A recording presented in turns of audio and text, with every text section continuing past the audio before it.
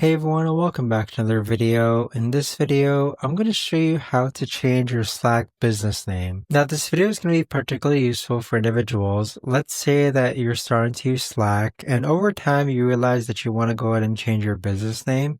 How do you actually go ahead about doing so? Now this video is going to be short, sweet, and simple, guys. There's not going to be a lot of steps involved.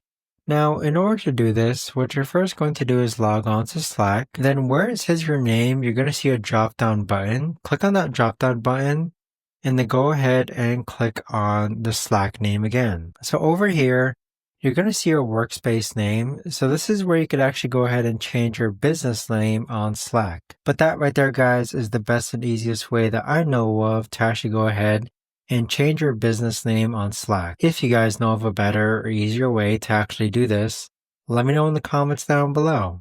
I would love to know. Thanks so much for watching everyone, and I'll see you guys all in the next video.